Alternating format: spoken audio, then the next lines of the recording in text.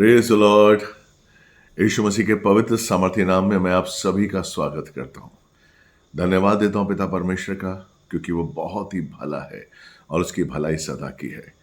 मैं उत्साहित हूँ और मैं विश्वास करता हूँ आप सब लोग उत्साहित होंगे, क्योंकि एक और वचन, एक और विषय लेकर मैं आपके सामने उपस्थित हूँ। बहुत ही इम्पोर्टेंट विषय है आज का, क्योंकि बहुत लोगों ने मुझे कहा है कि मैं इस विषय पर बात करूं, और ये विषय संबंधित है पति पत्नी के ऊपर। हमारी शादीशुदा जिंदगी किस तरीके से चलनी चाहिए, पति पत्नियों को किस तरीके से रहना चाहिए, किस तरीके से हम आनंद और सुख का अनुभव कर सकते हैं। लेकिन कई बार हम देखते हैं आजकल के माहौल में कि पति पत्नियों के बीच में समझौता नहीं है, पति पत्नियों के बीच में एक प्यार नहीं है, एक समर्पण नहीं है, पति पत्नियों के बीच में एक माफ करने की भावना नहीं है। एक स्वार्थ आ गया है, एक लालच आ गई है, एक मैं की भावना आ गई है, एक अहम की भावना आ गई है। हालेलुया। और वो अहम की जो भावना है वो आपको एक दूसरे से अलग कर देती है। मैं की भावना अगर हम पति पत्नियों के बीच में आएगी तो वो दूर कर देती है, वो एक दूसरे के करीब नहीं लाती है, वो आपको एक दूसरे से दूर करती है। और इसलिए आप देखते होंगे कि कई जगह, कई बार हम देखते हैं कि बहुत शादी के बहुत जल्द पीरियड में तलाक हो जाता है। वो समझते नहीं है और एक दूसरे से तलाक कर बैठते हैं। Praise the Lord. तो आज इसी विषय पर हम कुछ बात करेंगे, और मैं आपके लिए कुछ वचन लेकर आया हूं ताकि आप इस चीज़ को समझ सकें। और अगर आप ऐसे पति पत्नी हैं जो दुखी हैं, मैं आप सच कह रहा हूं, ये वचन आपके लिए है, ताकि आप इन वचनों के द्वारा अपने जीवन को संवारें और परमेश्वर का आशीष पाएं। Praise the Lord. हालेलुया। यीशु मसीह हमारे शादीशुदा जिंदगी में यीशु मसीह का केंद्र बिंदु होना जरूरी है। हमारी शादीशुदा जिंदगी में हमारा आधार यीशु मसीह होना चाहिए। कैसे होना चाहिए? बड़ी सरल भाषा में हम कह देते हैं कि यीशु मसीह हमारा आधार हो, लेकिन कैसे हो, मैं आपको बताता हूं। देखिए मेरे भाई बहन, हम सब कमजोर हैं, हम सब लोग पूर्ण नहीं है, हम सिद्ध नहीं है। परमेश्वर सिद्ध है, यीशु सिद्ध है। हम गलतियों का पुलिंदा अगर आप कहें, हम गलतियां कभी कभी करते रहते हैं, और यही हाल पति पत्नियों के बीच में होता है। लेकिन जो यीशु मसीह है वो हमें हमारी गलतियों से नहीं, हमसे प्यार करता है। वो हमारी गलतियों के द्वारा हमसे दूर नहीं रहता है, वो हमारी गलतियों को नहीं अंकित करता है, वो तब भी हमसे प्यार करता है। और जो हमारे अंदर खूबसूरत चीज़ है, हमारा प्यार है, जो हमारे अंदर जो एक आत्मा है, उससे वो प्यार करता है। Praise the Lord. कई गलतियां हमारे अंदर होंगी, कई गलतियां हमसे हुई होंगी, लेकिन यीशु मसीह ने अपना बलिदान दिया, यीशु मसीह ने अपना लहू बहाया ताकि हम शुद्ध हो जाए, वो हमारे करीब आया। यही बात परमेश्वर यीशु मसीह पति पत्नियों के बीच में समझाना चाहता है कि जिस तरीके से यीशु मसीह हम में कमियां नहीं देखता है, हमारे अंदर पॉजिटिव चीज देखता है। वो देखता है कि नहीं, मैंने इसकी आत्मा को जिंदा किया है, मैंने इसमें एक रूप को देखा है। वो हम में अच्छी चीजों को देखता है, जो पॉजिटिव चीजों को देखता है, और वो हमसे प्यार करता है। यही चीज हमें करनी है। हमें अपने अपनी पत्नियों में हमें अच्छी चीज को देखना है, उसकी पॉजिटिव चीज को देखना है, नकारात्मक चीज को नहीं देखना है।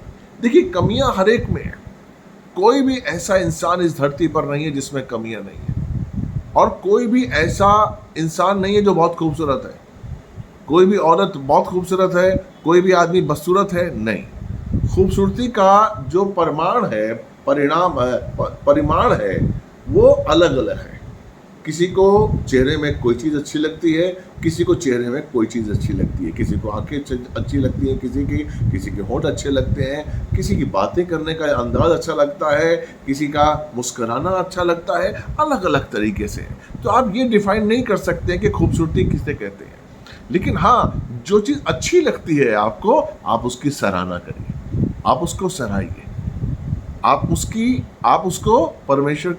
उसको अपनी पत्नी को बताइए कि तुम्हारे अंदर क्या चीज अच्छी है, क्या चीज तुम्हारे अंदर भली है, कौन सी चीज तुम्हारे अंदर है जो मुझे अट्रैक्ट करती है, कौन सी ऐसी चीज है जो जो मुझे खींचती है कि मैं तुम्हारे साथ चलूं, मैं तुमसे प्यार करूं। Praise the Lord. ये बहुत जरूरी है कि हमें अपने रिश्ते में बताना पड़ेगा कि हम कौन सी ऐसी चीज है जिससे प्यार करते हैं। Praise the Lord, hallelujah. न कि हम एक दूसरे में नकारात्मक चीजें देखें, एक चीजों में हम नेगेटिव चीज देखें कि तुम्हारे अंदर ये कमी है, ये कमी है, तुम्हारे अंदर ये कमी है। नहीं, अगर हम कमियों को देखेंगे मेरे भाई मेरी बहन, तो हम कभी भी किसी से प्यार नहीं कर पाएंगे और हम कभी भी किसी के संग दूर तक चल नहीं पाएंगे। हमें उनकी अच्छाइयों को देखना है, हमें उसकी भलाइयों को देखना है, हमें उसके स्वभाव को देखना है। Praise the Lord, hallelujah. यही चीज है जो हमें एक दूसरे के संग बांधती है और यही प्रभु ने सिखाया है। प्रभु क्या चाहता है, परमेश्वर क्या चाहता है कि हम उसका स्वभाव अपने अंदर लेकर आए। वो जो धीरजवंत है, वो जो दयावंत है, वो जो करुणाकारी है, अनुग्रहकारी है, हमारे अंदर भी परमेश्वर चाहता है कि वो स्वभाव आए, ताकि उस स्वभाव के द्वारा हम परमेश्वर को देखें, उस स्वभाव के अनुसार हम परमेश्वर की भलाई को देखें और उससे प्यार करें। हालेलुया। तो एक वचन मैं आपके लिए निकालूंगा जो पति पत्नियों के बीच के लिए है, पहला पतरस 3:1-2। ध्यान से इस वचन को समझिए, आपने कई बार पढ़ा होगा। मैं आपको इसके प्रकाशन के बारे में बताता हूँ। पहला पतरस 1 पीटर 3:1-2 पढ़िए बेटा। हे पत्नियों, तुम भी अपने पति के अधीन रहो। अब अधीनता क्या है? अधीन रहो। लोग समझते हैं कि मैं अधीन हूं, इसका मतलब मैं गुलाम हूं। नहीं नहीं, पत्नी का सर कौन है? उसका पति। और पति का सर कौन है? यीशु मसीह। हमें अधीन रहना है। अधीनता क्यों चाहता है परमेश्वर कि हम अधीन रहें? क्योंकि जब आप अधीन रहेंगे तो आपके अंदर एक रिस्पेक्ट रहेगी, उसके लिए, सामने वाले के लिए आपके अंदर एक डर होगा। आप बहुत ही कोई भी काम करेंगे सोच कर करेंगे, कुछ भी बोलेंगे सोच कर बोलेंगे, क्योंकि आप उसके अधीन हैं। अधीन का मतलब ये नहीं है, अगर पत्नी अपने पति के अधीन है तो उसका मतलब ये नहीं कि वो गुलाम हो गई है। लेकिन अधीनता का मतलब है कि जो पति है वो सर है और जो पत्नी है वो शरीर है। इसलिए पत्नी को पति के साथ मिलकर चलना है। मैं आज भी अपनी पत्नी से कुछ नहीं छुपाता हूं। मैं आज भी अपनी पत्नी से पूछ के काम करता हूं। ये नहीं कि मुझे वो रोक नहीं सकती, मुझे कुछ भी वो रोकेगी, नहीं। लेकिन ये मेरी एक जिम्मेदारी है कि मैं अपनी पत्नी को अपनी हर चीज शेयर करूं कि क्या मुझसे हुआ। और कभी कभी जब मुझसे गलती होती है तब भी बताता हूं कि भाई ये मुझसे गलती हो गई है, आई एम सॉरी। कभी मैं उसको डांट देता हूं और बाद में रियलाइज करता हूं, तो भी मैं उस गलती का एहसास करता हूं। Praise the Lord. अधीनता का मतलब ये नहीं कि आप गुलाम किसी को बना लें। अधीनता का मतलब ये है कि आप किसी के अंडर रहें, ताकि आप एक दूसरे के साथ मिलकर चल सकें। हमें परमेश्वर के अधीन होना है। यहाँ पर लिखा है कि हे पत्नियों, तुम लोग पति के अधीन रहो। अधीनता, जैसे कि इब्राहिम की जो पत्नी थी सारा, वो इब्राहिम के अधीन थी। बाइबल बताती है कि सारा इब्राहिम के अधीन थी। अब सोचिए, जब उस देश से परमेश्वर ने इब्राहिम को बुलाया था, किसको दर्शन दिया था परमेश्वर ने? इब्राहिम को। किसको बुलाया था? इब्राहिम को। सारा को तो नहीं बुलाया था।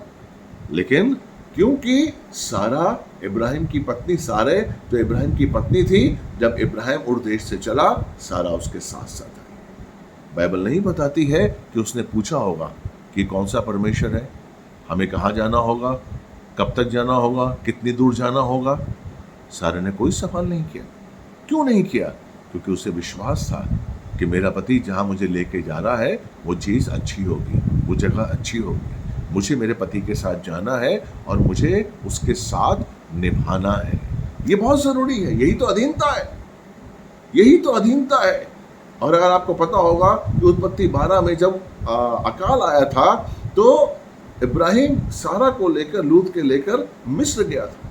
वहाँ पर फिरौन था और सारा बहुत खूबसूरत थी, और फिरौन ने सारा को अपने महल में बुलाया, अपने पास बुलाया। लेकिन इब्राहिम ने सारा से कहा, तुम झूठ बोलना कि मैं तुम्हारा भाई हूं। क्यों? क्योंकि अगर तुम ये बोलोगे कि मैं तुम्हारा पति हूं तो वो मुझे मार डालेंगे, इसलिए तुम बोलना कि मैं तुम्हारा भाई हूं।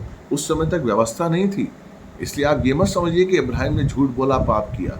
व्यवस्था मूसा से आई है। तो लेकिन सारा ने अपने पति का साथ दिया। उसने कहा नहीं। प्रेज़ द लॉर्ड, अपने पति की बात को उसने रखा, क्योंकि वो अधीनता में थी, वो अपने पति के साथ थी। साथ में चलना अधीनता को दर्शाता है। अगर आप अधीन नहीं होंगे, जिस घर में अधीनता नहीं है वो घर नहीं पनपेगा। कई घर ऐसे हैं जिसमें माँ बाप की इज्जत नहीं होती। कई बच्चे ऐसे हैं जहाँ पर माँ बाप की इज्जत नहीं करते, जो उनका मन आता है करते हैं। नहीं, अगर आप ऐसे किसी घर में हैं तो प्लीज़ अपने बच्चों को सिखाइए कि वो आपके माँ बाप की, अपने माँ बाप की इज्जत करें। जिस घर में माँ बाप की इज्जत है वहाँ बरकत है।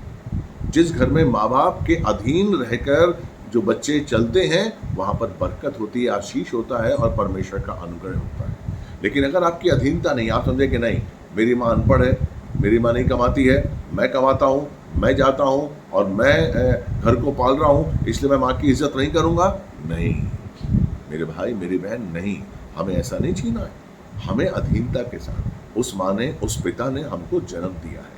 वो माता पिता आज नहीं कमाते हैं तो क्या हुआ, लेकिन उन्होंने हमें जन्म दिया और वो हमारे पिता है, हमारी माँ है। बाइबल कहती है कि हमें उनकी इज्जत करनी है, हमें उनके अधीन रहना है, हमें उनसे पूछ के चलना है। इसी में आशीष है, इसी में बरकत है, इसी में बुद्धि का सुख है और इसी में परमेश्वर की कृपा है। Praise the Lord. तो जो इब्राहिम के साथ सारा चली और वो अधीनता के अनुसार उसके साथ रही और उसकी बात मानती हुई आई। हालेलुया। तो यहाँ पर क्या लिखा हुआ है? पहला पतरस 3 का 1 और 2 दोबारा पढ़िए बेटा। हे पत्नियों, हे पत्नियों, तुम भी अपने पति के अधीन रहो। हाँ, इसीलिए कि यदि इनमें से कोई ऐसे हो जो वचन को न मानते हो, तो भी तुम्हारे भय सहित पवित्र चाल चलन को देखकर बिना वचन के अपनी अपनी पत्नी के चाल चलन के द्वारा खींच जाए। भय सहित, यानी कि देखिए अधीनता क्या दिखा रही है कि आपके अंदर भय होना। तुम्हारे, देखिए वो कहता है कि अगर आपका पति वचन नहीं जानता है, अगर आपकी पत्नी वचन नहीं जानती है, तो आपके स्वभाव के द्वारा वो उस वचन को समझे। आपके स्वभाव, परमेश्वर का वचन क्या कहता है कि परमेश्वर प्रेम है। परमेश्वर का वचन क्या कहता है कि जो तुम्हें सताते हैं उनके लिए प्रार्थना करो, उनसे प्रेम करो। अगर आपका पति आपको डांटता है, हो सकता है आपका पति शराब पीता हो, आपको मारता हो, आपके संग गलत व्यवहार करता हो सकता है, लेकिन वचन क्या कहता है कि आप अपने अंदर से प्रेम मत जाने दीजिए। अगर आपका प्रेम होगा अपने पति के लिए, आपका स्वभाव अपने पति के लिए पॉजिटिव होगा। और मैं आपको सच कह रहा हूं कि आपका पति एक ना एक दिन आपके स्वभाव को देखकर बदलेगा। वो अपने अंदर महसूस करेगा कि यार मैं शराब पीता हूँ, मैं गाली देता हूँ, अपनी पत्नी को मारता हूँ और उसके बावजूद भी मेरी पत्नी मुझसे प्यार करती है, मुझे खिलाती है, मेरे बच्चों की रखवाली कर रही है, उनका पालन पोषण कर रही है। मैं गलत काम करता हूँ, एहसास होगा उसे, और वो एहसास उस आदमी को चेंज करेगा। आपको किसने चेंज किया पता है? इसलिए परमेश्वर ने आपके पापों को आपसे दूर किया, पश्चाताप किया, बलिदान किया, ताकि आप परमेश्वर की भलाई को देख सकें।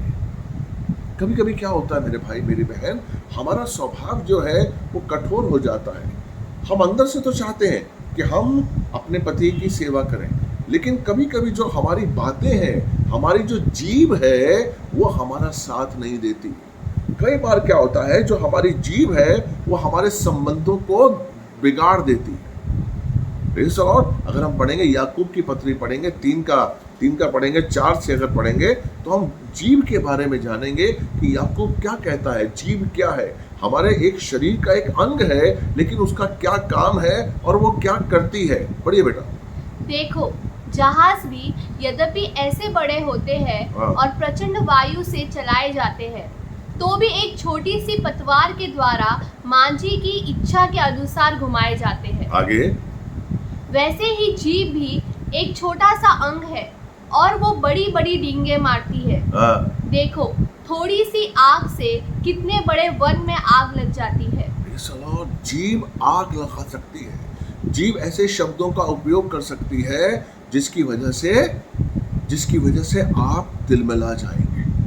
आपने देखा होगा, जब मियाँ बीवी की पति पत्नी की लड़ाई होती है तो तो कभी कभी हम ऐसे शब्दों का उपयोग करते हैं, कुछ ऐसी बातों को निकालते हैं जो कि नहीं निकालनी चाहिए।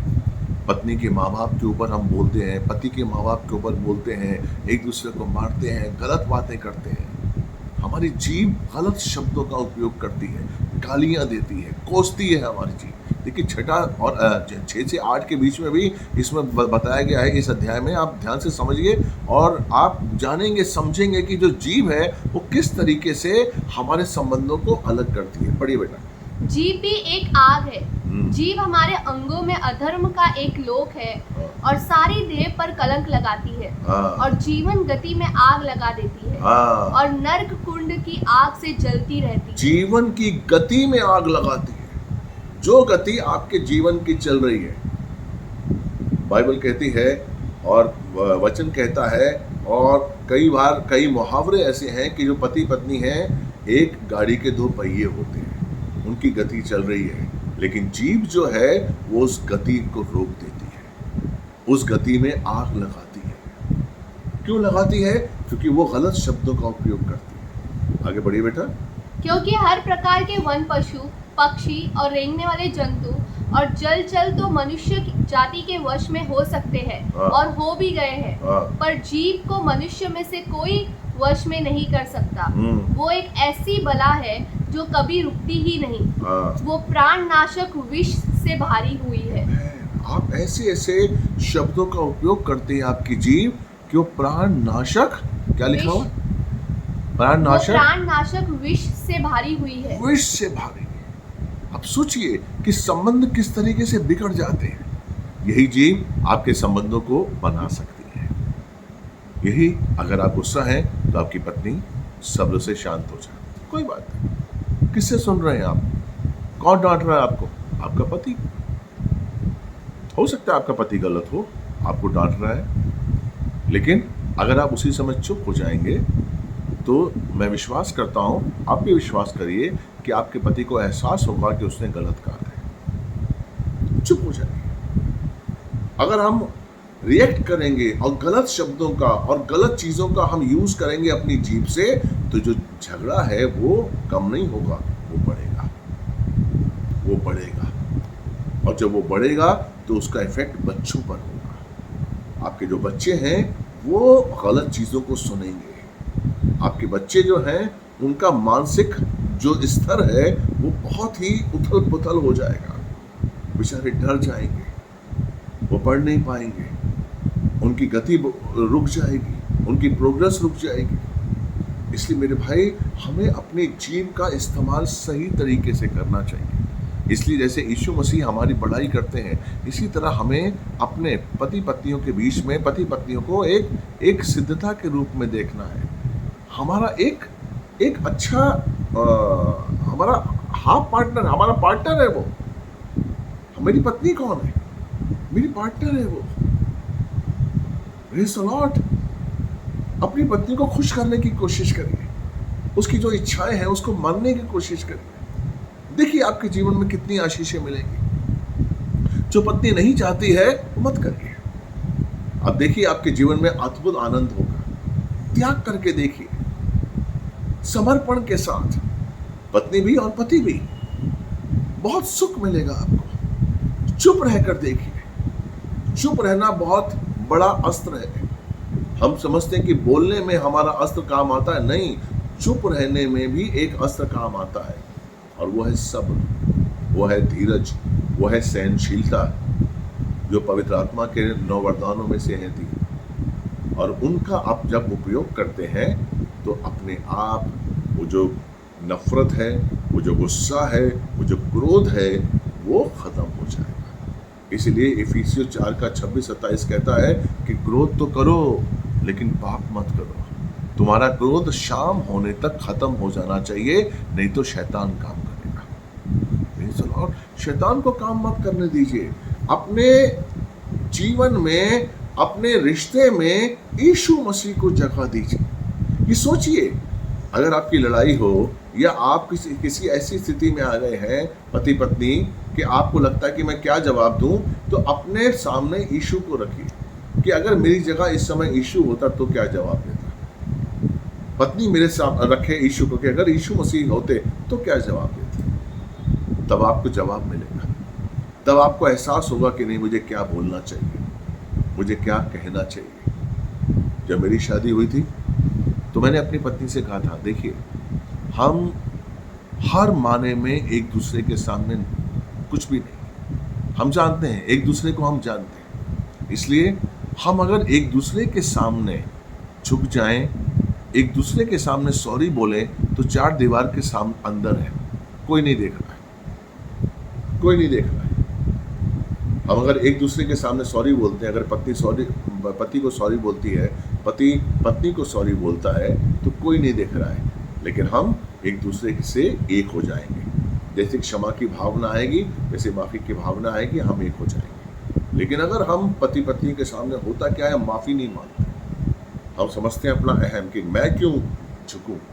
पत्नी कहती है मैं क्यों झुकूं, पति कहता है मैं क्यों झुकूं, और उसमें क्या होता है, ये बात बाहर जाती है, दरवाजे से, घर से बाहर जाती है, और फिर जो और चार लोग हैं वो आपकी बातों को सुनते हैं, वो कुछ नहीं कर सकते, वो कुछ नहीं कर सकते। किसी भी पति पत्नी का झगड़ा दुनिया ने नहीं सुलटाया है, उन्होंने अपने आप ही सुलटाया है, वो कुछ नहीं कर सकते।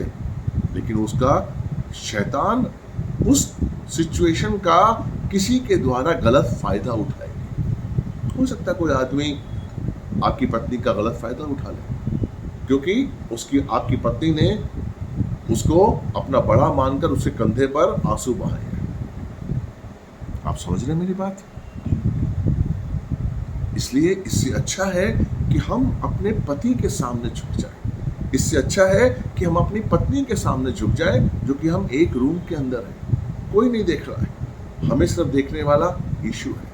और यीशु ने कहा है कि अगर तुम्हें एक मन एक दृष्टिकोण के संग रहना है तो एकता लाओ, मन में शुद्धता लाओ, क्षमा की भावना लेकर आओ, प्रेम लेकर आओ, तब तुम एक मन एक दृष्टिकोण के संग रह सकते हो। मरियम और यूसुफ के बारे में आप जानते हैं, जब जिब्राइल दूत आया मरियम के पास, तो उस समय मरियम का एंगेजमेंट हो गई थी यूसुफ के साथ, लेकिन उसने नहीं पूछा। जिब्राइल के सामने उसने हाँ करी और उसने कहा जैसा परमेश्वर का वचन चाहता है वैसा ही मेरे साथ हो। लेकिन जैसे ही यूसुफ को पता लगा कि जो मरियम है वो कुंवारी है और वो माँ बनने वाली है, उसने उसी समय कहा कि नहीं, मैं उसे त्याग दूंगा और मैं उसे बदनाम नहीं करूँगा। लेकिन जिब्राइल दूत ने आकर यूसुफ को बताया कि नहीं, वो पवित्र आत्मा उस पर आच्छादित हुआ है और परमेश्वर का पुत्र यीशु मसीह उसकी कोख के द्वारा पैदा होगा। जब वो समझा तो आपने देखा कि किस तरीके से यूसुफ ने अपनी पत्नी का साथ दिया, किस तरीके से एक ढाल बनकर वो अपनी पत्नी के साथ रहा। यहाँ तक कि जो गौशाला में यीशु मसीह ने जन्म लिया, वहाँ पर कौन था? यूसुफ। उसने शक नहीं किया, उससे संदेह नहीं किया, उसने एक बार भी मरियम से नहीं पूछा कि किसका बेटा है, अरिशो। उसने उसको स्वीकार किया, उसने अपने पति की बात पर विश्वास किया, उसने स्वर्गदूत की बात पर विश्वास किया। सबसे बड़ी चीज है कि आपका विश्वास पति और पत्नी दोनों में होना चाहिए, विश्वास होना चाहिए। मैं, जैसे आप लोग जानते हैं कि मैं 8-9 फिल्में एज ए हीरो कर चुका हूं, और मेरी पत्नी भी डांस डायरेक्टर थी। बड़ी बड़ी फिल्में उन्होंने, तकरीबन 500 फिल्में उन्होंने एज ए डांस डायरेक्टर की हैं, हिंदी फिल्में, और मैंने भी कई फिल्मों एज ए हीरो की। अब जब फिल्म इंडस्ट्री में हम मिलते हैं तो एक दूसरे से गले मिलते हैं, चाहे वो लड़का हो चाहे वो लड़की हो। तो मैं अपनी पत्नी के सामने कितनी हीरोइन से गले मिलता था, मेरी पत्नी ने आज तक नहीं कहा रही क्या तुम गले मिल रहे हो। शी नोस कि एक स्टाइल है, एक तरीका है बाहर एक दोस्तों से मिलने का। इसका मतलब ये नहीं कि हमारे मन में कोई पाप है, हमारे मन में कुछ गलत है। ना ही मैंने कभी पूछा, अगर मेरी पत्नी किसी से हाथ मिलाती है या गले मिलती है तो मैंने भी नहीं कहा कि नहीं कोई बात नहीं, वो दोस्त है। ये समझ हमारे अंदर होनी चाहिए। अगर हमारे अंदर ये समझ नहीं है मेरे भाई मेरी बहन, तो हम एक दूसरे के साथ नहीं रह सकते। अगर हमारे अंदर एक दूसरे के लिए विश्वास ही नहीं है तो आप कैसे आगे चलेंगे? आप नहीं चल सकते आगे। आपका विश्वास होना चाहिए कि नहीं, मेरा पति मेरा है, मेरी पत्नी मेरी है। आपको विश्वास होना चाहिए। आपका विश्वास ही आपको आशीष देगा। जिस तरीके से आपका यीशु मसीह पर विश्वास होना चाहिए कि नहीं, चाहे कोई भी स्थिति हो, चाहे कैसी भी स्थिति हो, चाहे कोई भी विपत्ति हो, यीशु मसीह हमेशा मेरे साथ खड़ा रहेगा। उसी तरीके से आपका विश्वास होना चाहिए कि मेरी पत्नी है, चाहे कैसी मैं बीमार हो जाऊं, मैं कैसी स्थिति में हूं, मेरे पास पैसा हो या पैसा ना हो, मेरी स्थिति खराब हो, मैं कर्जे में हूं, तब भी मेरी पत्नी हमेशा मेरा साथ देगी। ये विश्वास आपका होना चाहिए, और ऐसा ही विश्वास पत्नी में भी होना चाहिए। तभी आप जिंदगी में आगे बढ़ सकते हैं, तभी आप एक दूसरे को सहारा दे सकते हैं। उस कमजोर घड़ी में पत्नी ने, मैं जब हमारी स्थिति एक समय में बहुत खराब थी, बॉलीवुड में था, मैं आपको पता है, जब फिल्में नहीं चलती हैं तो पैसा नहीं मिलता, और हम किसी को बोल नहीं सकते थे कि हमारी फिल्में नहीं चल रही थी। उस समय बहुत मेरी हालत खराब थी, हमारे पास पैसा बिल्कुल नहीं था, और मेरा बच्चा पैदा हुआ था, और मेरी पत्नी ने मेरा बहुत साथ दिया। नहीं था पैसा, हमने किस तरीके से चलाया है, हमें किस तरीके से हमने अपने घर को चलाया है, मैं जानता हूँ। मेरी पत्नी कहाँ कहाँ से पैसा लाई है, उससे मेरा साथ दिया, और आज जब परमेश्वर ने हमको आशीष दिया तो वही आशीष पा रही है, वो सुख पा रही है, क्योंकि उसने साथ दिया। अगर आप कमजोर घड़ी में अपने पति का साथ नहीं देंगे, तो जब एक सुख की घड़ी आएगी तो आप कैसे आशीष पाएंगे? नहीं पा सकते, क्योंकि आप कमजोर में, आप दुख की घड़ी में उसके साथ नहीं थे। दुख की घड़ी में तो आप छोड़ के चले गए, तो सुख की घड़ी में आप कैसे उसके साथ रहेंगे? फिर तो कोई दूसरा ही होगा ना। इसलिए हमें दुख और सुख की घड़ी में एक साथ मिलकर चलना है, तभी हम आशीष प्राप्त कर सकते हैं, तभी हम आगे जा सकते हैं। सबोपदेशक की पुस्तक में लिखा हुआ है 4:12 में कि 2 लड़ियां जो होती हैं वो 2 लड़ियां हैं, इसलिए 3 लड़ियां जो कभी टूटती नहीं है। 2 लड़ियां टूट सकती हैं। पढ़िए बेटा, क्या लिखा हुआ सबोपदेशक 4:12। यदि कोई अकेले पर प्रबल हो तो हो, हाँ। परंतु 2 उसका सामना कर सकेंगे। जो डोरी 3 धागे से बटी हो वो जल्दी नहीं टूटती। 3 धागे से जो डोरी हो, जो संबंध 3 धागे से बटे हो, वो नहीं टूटेंगे। यानी कि तीसरा धागा किसका? यीशु मसीह का। वो धागा यीशु मसीह का अगर आपके साथ है, जल्दी नहीं तोड़ेगा, नहीं तोड़ सकता शैतान। कोई भी समस्या, कोई भी परीक्षा, कोई भी विपत्ति आपके धागे को नहीं तोड़ सकती, क्योंकि वो धागा, उस धागे, आपके धागे के साथ यीशु मसीह धागे के रूप में है। इसलिए मेरे भाई, मेरी बहन, इस संबंध में यीशु को रखिए, यीशु को देखिए, हमेशा अपनी समस्या में यीशु को लेकर आइए, कि अगर इस समस्या में यीशु मसीह होता तो हम कैसे जीवन जीते। तो यीशु मसीह क्या करता है? जब आप यीशु को देखेंगे और एक दूसरे की भलाई, एक दूसरे की अच्छाइयों को देखना शुरू करिए कि आपकी पत्नी में क्या अच्छाइयाँ हैं, आपकी पत्नी क्या अच्छा कर लेती है जो दूसरे नहीं कर पाते, आपका पति क्या अच्छा करता है जो दूसरे नहीं कर पाते। उन चीज़ों को देखने की कोशिश करिए, उन चीज़ों को निहारिए, और उन चीज़ों को पर अपनी पत्नी को उसके लिए धन्यवाद करिए कि तुम में ये भाई ये एक क्वालिटी है। तब आप देखेंगे कि आपके घर में उन्नति होगी, आपके घर में संपन्नता होगी, आपके घर में आशीष होगा, और आपके घर में यीशु होगा। Praise the Lord. विश्वास करता हूँ कि आपको आज का वचन अच्छा लगा होगा, और आपने समझा होगा कि शादीशुदा जिंदगी में हम यीशु मसीह को कैसे देखें, कैसे उसके अनुसार चलें। Praise the Lord. मैं विश्वास करता हूँ कि आज का वचन आपको अच्छा लगा होगा। प्लीज़ इस वीडियो को शेयर करिए और सब्सक्राइब करिए, जितनों तक हो सकता है पहुँचाइए, ताकि ज़्यादा से ज़्यादा लोग इस प्रॉब्लम से निकलें, क्योंकि बहुत से घरों में ये प्रॉब्लम्स चल रही है।